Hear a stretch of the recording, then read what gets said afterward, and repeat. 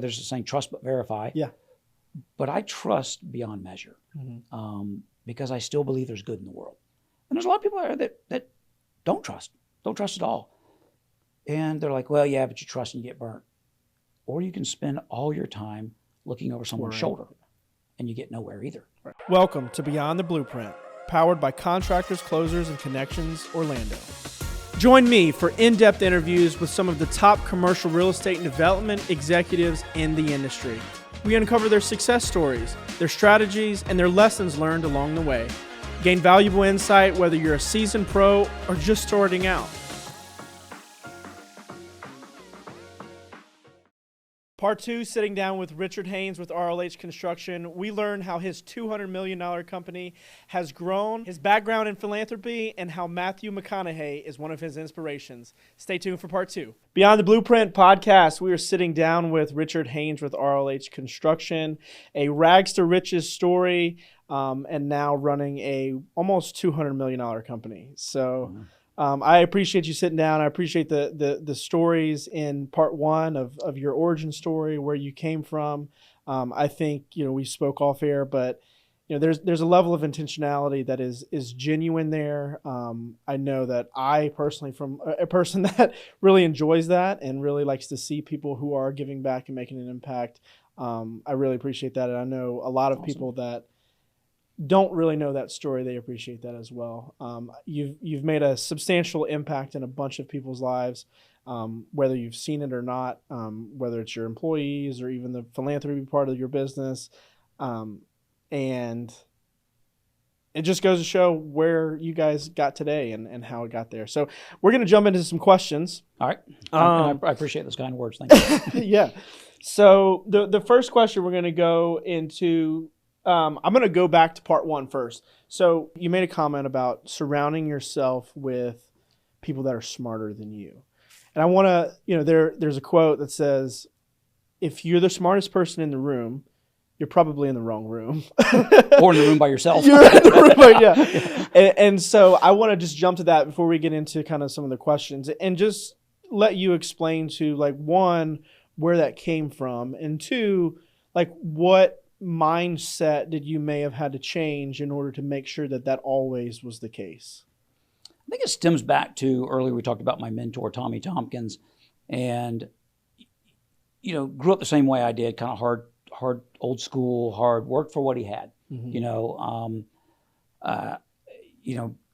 My motto has always been work hard, stay humble, because both can be gone quickly, and nobody wants to hear somebody thumping their chest because listen, we live in a world where everybody's wanting you to fail. Oh, yeah. I mean, people love the failure. They love the failure. So if you run around and you bang your chest all day long, you're setting yourself up for a higher fall. Sure. So for me, it was coming to work for Tommy. I was scared. I mean, I was scared. I was petrified. I had no idea what I was getting ready to get into. I knew how to build houses, but I didn't know how to run people. I didn't know how to run jobs. I didn't know what policies and procedures were. I just knew how to build homes. I moved to Kissimmee. He put me in an office. He said, this is your staff. And I leaned on my staff hard. I mean, to the point of, I think they thought that I worked for them. Mm-hmm. And I was very humbled. I was very humbled by the fact of, hey, I'm coming in here. I'm not the guy who's coming in to change anything. If it's broke, don't fix it. But I think that everything can be made better. And we just had a lot of late night meetings. And I remember walking back upstairs to Tommy's office after about 2 weeks there. And I said, you may have made the wrong choice. I'm honored, but you may have made the wrong choice because I really don't know what I'm doing. And he said, just do whatever you think is right. And he said, you'll know soon enough if it's not right. Right. And he said, I'll never forget it. He's like, you're going to learn more from your failures than you ever will your successes. Yeah. And I said, okay. He's like, I believe in you. And I just remember those words, I believe in you. And I'm like, okay. And I went downstairs and I regrouped my staff of 6, I think it was. And there was a young man that worked there named Billy Cowart and was extremely smart, just oozing smartness, and I felt it. And I just said, man, I'm going to lean on you. And I would bet you the outside world thought he was the boss and I learned a lot from him.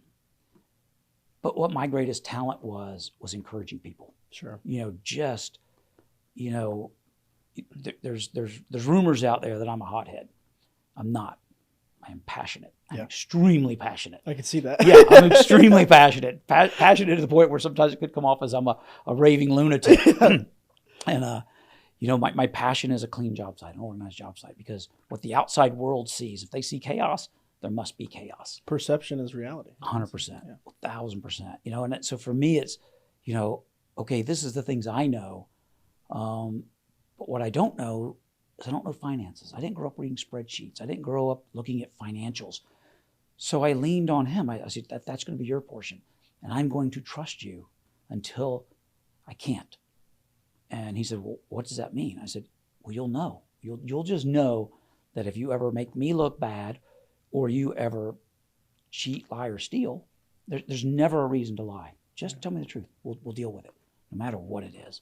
And in my 30 years being on my own, I've dealt with a lot. I've had it all come to me, from the embezzling to just all of it. Mm-hmm. And those are the lessons I learned from.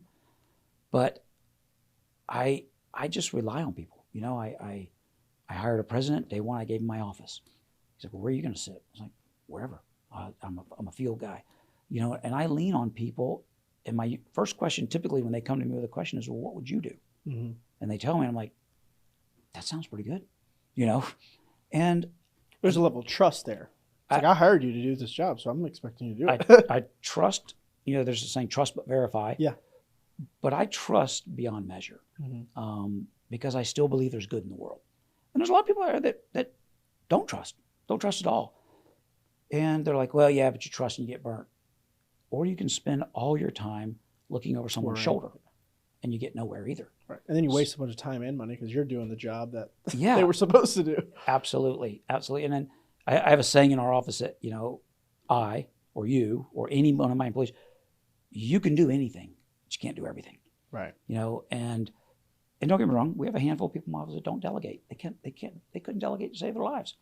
And about every 2 weeks, we got to go in and throw them a life raft, pull them back to shore, reset them. They're damn good employees, but delegation's not in there. It's just not in who they are. Mm-hmm. And so we have to be careful with that. And, when I give somebody a task, I give it to them. I don't give it to them with stipulations or, hey, I'm going to let you do this, but here's how I want it done. And I used the example the other day that if there was 6 of us in a room, if we all took off to 3 different Chick-fil-A or to the Chick-fil-A and we took 6 different paths, whose was right and whose was wrong, as long as we all got there. Right. The end goal is just get Chick-fil-A, right. And if we all got there, then we're good. Yeah. But for me to dictate, go to that light, turn left, go to that, well, shit, then just ride with me. Sure. And so it's, you have to allow people, because they'll only work to the level that you give them. Mm-hmm. So if you set the bar low, that's where they're going to work to. Yeah. And I have always believed in, you overload that wheelbarrow until it falls over, and that's called reaching the limit. It's like racing a car. Yeah. If you don't know where the limit is, you don't know what you're capable of. Sure. So find the limit, and then go past it a little bit. Right. So, you speak a lot about just how you've delegated, how you've built the internal business of RLH. And we spoke briefly in part 1 about relationships. So explain a little bit about how you view relationships, not only with your employees, but also in building the company to where it is now. And, some of the strategies that you may have used to build a relationship in your eyes. I call it trust. Yeah. So even with my clients, I've talked a lot about our employees and that relationship, but my relationship with our subcontractors and our clients is that we're very transparent. My staff laughs at me because my closing line, I do a lot of business development and sales, and I have business development people, but I'm usually the guy who comes in and closes the deal. And I want my clients, if my clients won't meet with us personally, we won't bid your job, because all I am is a number. I'm just a figment out there that's gonna, that's not what I want. Has that always been the case? No. You can't. Yeah, sometimes you need. No, you got to scratch and claw. But that's where I call success, is when you get to a level in business where you say, hey, look, I know you're bidding 3 other people, and they're great people. They're great guys, but you're going to come in and sit with me, or I'm going to come to you and sit to you, and we're going to look each other in the eye. And I want to know what your intentions are. I want to know what your vision is. And that's nothing you could put in an RFP. Right. You know, I want to know. Or a mid-level spreadsheet. I mean, yeah, you know, and there's so much you miss by not sitting. You know, don't get me wrong, I love texting, but my God, sometimes just pick up the phone. I want to hear your voice, you know, because there's things in that text that I can't gather from that voice. Sure. And so for me, I want a level of respect, and I'm going to give you a level of respect. Mm-hmm. And one of my greatest clients was Jimmy Bryan Sr., who also became a mentor and a friend to me after we built this project on I-4, and he soon passed away after that. And he'd call me every Saturday. We'd talk. And he taught me a lesson when we were negotiating that contract, and towards the end, I wasn't happy. He's like, I'm not either. He said, that's a successful contract. He said, if I see you walk in the parking lot and you high-five your business development guy, I'm pissed. And I was like, never thought of that. And so for us today, it's the relationship of, I'm going to be open book. I'm going to be very transparent. Listen, 30 years ago, our business was different. I could tell you a 2x4 costs $20. Today, you can Google it and know that it's $6. Right. You can Google anything. Right. So, you know, we are an open book. We're transparent. And typically my closing line when I'm closing a job is, and even if we know we have the job, is we are going to screw something up on this job. Yeah, no construction site's perfect. Now, there's a million moving parts.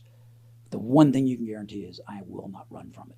Right. And I have had my ass handed to me. Yeah. And I don't believe always it's because we weren't paying attention. I believe sometimes it's a subtle reminder from the construction gods that this is a tough business and I'm going to teach you a lesson. Keeps you humble. Keeps you on your toes. But we're all going to do that. Right. And, you know, listen, there's not just construction. There's companies out there that don't honor their word. They don't honor their warranty, you know. And, you know, a lot of people will ask us, you know, well, what's your warranty period? I'm like, well, what's your problem? You know, if it's something that shouldn't have broke or worn out in that time, I'm going to come fix it. It's just what we do. Right. And, you know, that's where the friendship comes in. And then when you're willing to do that, people aren't, everybody doesn't have their hand on their gun. We can just have a conversation. Hey, this broke. I don't think it should have broke this soon. Yeah, and I look at it from their perspective. If this was my building, I'd probably be a little pissed if it broke this soon. Yeah, let me see what I can do. And then when you partner yourself with good subs that want the same relationship, then they're willing to come back and get it. Right. And that's the karma I believe in, because that word gets around that, hey, yeah, are they perfect? No. Oh, no. We had some problems on the job, but they owned them. Right. They ran to the problem. I tell my PMs, run to the problem. You can either run from it or you can run to it. Yeah. Run to it because it ain't going anywhere. You're not getting away from it. Right. You know, and you got to build back, and you got to.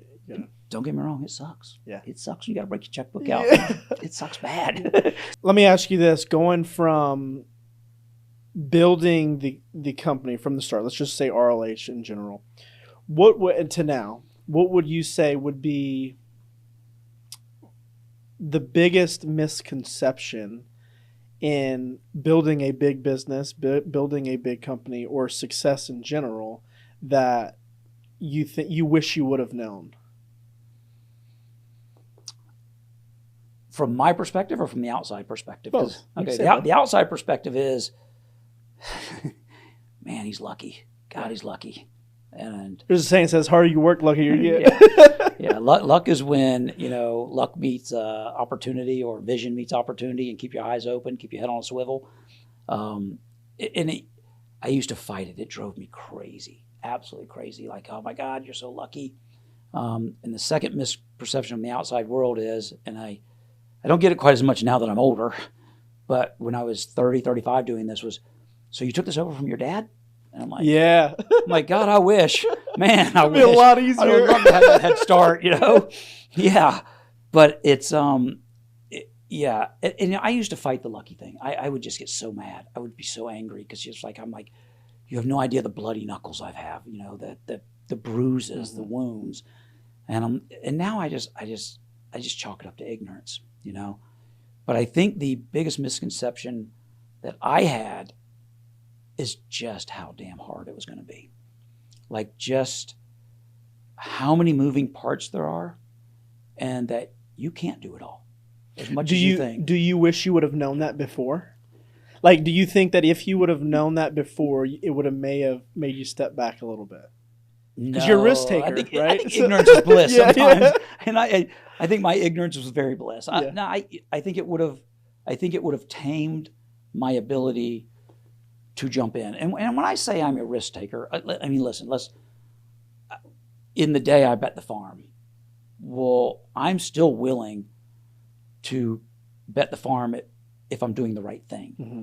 If I'm betting the farm just to make more money and not get ahead in business or build a relationship, then no, I'm really not. So my risks are calculated now to some extent. But if you're in construction business or you're thinking of getting in the construction business and you are not a risk taker whatsoever, then take a job in the construction business. Because, my president, I love him to death. He is one of the huge reasons that I am able to do what I do today, but he is not a risk taker. Right. I'm the risk taker. Right. But he also has a lasso, and or he has a look, and I'll know that maybe it's time for me to dial back this risk because I'm not just betting my farm. I'm now putting, and especially with an ESOP, of people. I have to think about the ESOP now and go, in my days of owning the company by myself, it's my risk, and I would always think about my people, but there's a different level of fiduciary responsibility I have now. But yeah, I mean, risk is greater the risk, greater the reward. Right. I mean, that there's a lot of sayings out there in the world that they're not just for t-shirts. Right. They came from somewhere. Right. An Instagram post. Yeah, exactly. Yeah, exactly. There's meaning behind them. Yeah. And there's, I don't live on cliches, but I do know that there's reasons, Another one of our favorite ones is where there's smoke, there's fire. Yeah. We get a call from a client. We're not stupid. We do our background checks, and we go, there's a lot of smoke around this thing. Like a lot of, we call it dirt. There's a lot of dirt on this project, And so we are cautiously optimistic in that. Mm-hmm. And we'll ask the hard questions. And I've been asked to leave interviews before. Like, yep, you're not our guy. Am I not your guy because I'm asking the hard questions? Right. Or am I just not your guy? Right. That's a very good perspective. How would you say that the company has changed after the ESOP? Policies and procedures. Yeah. Yeah. I'm not a policies and procedures guy. Yeah. I tend to run a little loose at times. I still run loose, but it gets cleaned up behind the scenes. And I am, it's changed in the fact that now I need to think about the successors. Mm-hmm. That's my big thing right now is who's going to run this thing? Who's going to be the cheerleader? And if you ask me what I do in the company, my role, the other roles are very, I shouldn't say easy. The other roles are much more systematic to put in, a president, a controller, a business development guy, coordinators, PMs. I am the ultimate cheerleader though. I am the guy that jumps up on the tables and fires everybody up and, still cooks breakfast in the warehouse some mornings, and I love motivating people. And I do it genuinely because it's the only way I know how to do it. And you can find people to motivate people, but is it genuine? Mm-hmm. And it has to be constant. Tony Robbins is probably one of the best motivators in the world, but it's like a shot of adrenaline. It will wear off. Right. And you can't have Tony Robbins in your office every week. Right. Although we all wish we could. Yeah, and you have to learn how to motivate people even when they make mistakes. Yeah. And that's a hard thing to learn because the world tells you and your worldly brain tells you go lop their head off. Right. But you have to go in there and make them understand that, hey, yeah, that was really bad, but here's what we learned from it, and it's the old love sandwich. Mm-hmm. There's got to be some good mixed in with the bad. Yeah. Because if it's all just bad, we live in a world today where people they want culture more than they want salary. Yes. Salary's important. Don't get me wrong. But culture's, I feel, I may be wrong, be a lot of no, I would agree. I think culture to me is, especially in the younger generation, mm-hmm. They don't want to work in a sweatshop. Right. They want to be appreciated. They want to be appreciated. I mean, and it's crazy. The little things we do to appreciate our employees are sometimes so little. Yeah. It's hey, go buy a griddle and we're going to cook pancakes and bacon and we're going to serve every breakfast for an hour on Friday morning, and we're all going to sit around and laugh and joke and And that makes the times where we're getting our knuckles bloody palatable. Right. Well, because there's that bond and there's that relationship that's built. So we're going to jump into rapid fire questions. If that's cool with you. So short, sweet. What is something that most people don't know about you? I am obsessed with my Toto toilet. Can you say that? Yeah. I bet I've sold 20 of them. I could be a rep for #Toto. It's the single greatest invention ever made. Right. When are you the most productive? When? Yes. My wife would tell you all day long. She tells me sometimes to stop. I think she's going to get a tranquilizer gun. Yeah. I am absolutely most productive after I stop at my diner in the morning and have my breakfast and get my thoughts about me. And I think I've been in that diner. Oh yeah, diner. It's where I sign my papers. It's my place. But I'll go there and get my head right. And after breakfast, it's all go mode. Go. Yeah. People ask me where I get my energy from, and I'm like, I don't know. Winter Park Diner's putting some in that coffee. That's what it is. Oh, yeah. It's okay. There's something nobody knows about me. I've never had a sip of coffee in my life. No way. Nope. Wow. Yeah, I'm just naturally aspirated. Yeah, just Who's your inspiration? Wow, I probably have a couple of them. I mean, I mentioned Tommy. I as crazy as it sounds, I'm inspired by Matthew McConaughey a lot. Really? As weird as it sounds, man.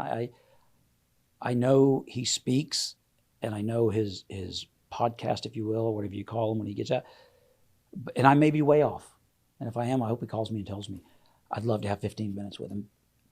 But I believe he's genuine. Yeah. I believe I believe he really does care about people. And he speaks a good message. It's not just fluff. I mean, he's very articulate.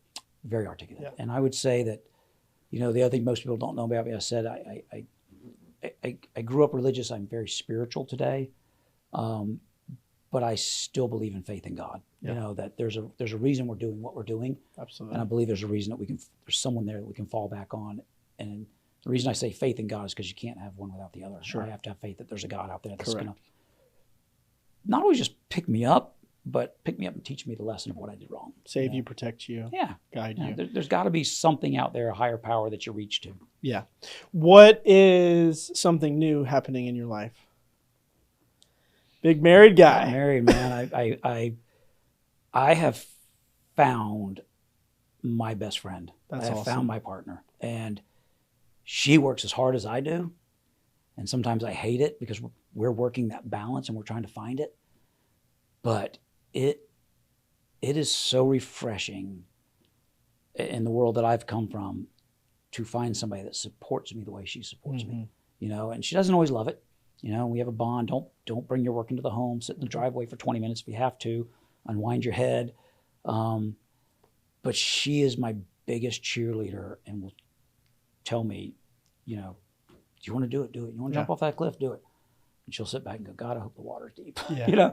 That support and the support and then the boundary of separation is important. My wife and I have a saying. Don't let roommate problems become marriage problems, and don't let work problems become marriage problems. Yeah. So creating those boundaries. I will say that I have a great ex-wife that supported me. I have 3 wonderful children, and I did not have a work balance. I did not have a work-life balance, and I would come home and I'd treat my family as my employees. I was in bark order mode. And it was just, hey, can you do this, do this, do this? And, that's not a good life. It's not a life well lived. And, that was a great lesson learned. But I will say, being able to come home and share my day, the highlights and the good parts and the bad parts and the lessons learned in a proper, productive manner with someone that truly does care is awesome. Yeah. And someone that just takes me away from that and doesn't push me to be more successful. Yeah. That's successful. It's happy where you're at. Yeah. Life is really good. Let's not forget that it's passing us by every day too. Let's enjoy it. Let's be present. Bit. Yeah. Yeah. That's awesome. That's it. That's be present. That's fantastic. Well, congratulations. I'm happy Thank you, man. for I you. appreciate it. What scares you? Everything. A little bit of scare. It's funny. I don't live in fear. Yeah. I really don't. And I don't know if it's because of my experiences, but I just, had COVID really bad. and I was alone. I wasn't married at the time. I was actually texting with my my current wife, and we were and helped me get through this. And I will tell you that I was in the hospital 7 days, and I thought I was going to die. I actually did. And for me, that didn't even scare me. And that's not meant to say, oh, tough guy, not tough guy. I just know that I've had a life well lived, and I've tried to do the right thing. Sure. I've tried my damnedest to do the right thing all the time, and I didn't. I failed. And today my focus is treat people the way I want to be treated. And I wasn't always good at that. There was a time in my life that I treated people very poorly, and it wasn't intentional. It was just I was so focused on where I needed to go that I forgot about the journey. Right. I just headed for the destination. Right. And today I really do try to stop and be present and enjoy the people around me. Fear for me would be going backwards to a place like that, and not being the person not striving to be the person I see that I always want to be. You could be. Yeah. That's awesome. If you could give your younger self, one bit of advice, what would it be? I would say always, there's probably a lot, but the one that comes to mind is always pay attention to your gut. Your gut, your gut knows more than you do. Mm-hmm. Your gut knows more than your brain, your heart, what you're feeling, what they're telling you in your ear. Just, in today's world, we ask for a lot of advice all the time. Right. And all we do is get confused. We ask for advice, but we really don't want their advice. And then when they give it to us, we want to argue with them about it. Or a lot of times, my wife is teaching me this. Sometimes when she says something, I try to fix it. And she's like, men were a solution. She's like, I just want you to listen. Yep. And now I'm trying to be more like Rip on Yellowstone. Yeah. Hey, you're having a crazy day. Enjoy that. I'm not going to fix it. I don't have any advice for you. Sure. And I think for me, I have always tried to listen to my gut, and there's a fear there because, oh my gosh, what if I'm not right? Right. If you're not right, you fix it. But right. I wish I would have listened to my gut early on, and a lot of decisions I made early on. That's good. That's good. If you had to describe yourself in 5 words, what would they be? Wow, charismatic, energetic. Passionate for sure, giving, and I saved, I think, the best for last. And this is my most proud because it's not always been me, but loving.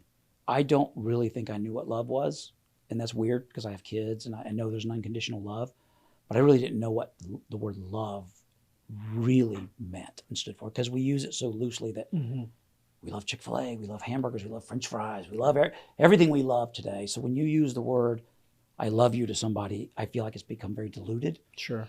But I feel like in my life, in the last several years, I've learned what love isn't, but I've more so learned what love is. That's awesome. Yeah. And God, I hope people don't think that's corny. No, look, hey, it's genuine. I love being in love now. Yeah. It's just different. Yeah. And I think you have to come to a place where you're ready for it all. Yeah. That makes accepting. Sense. Yeah. That's awesome. Yeah.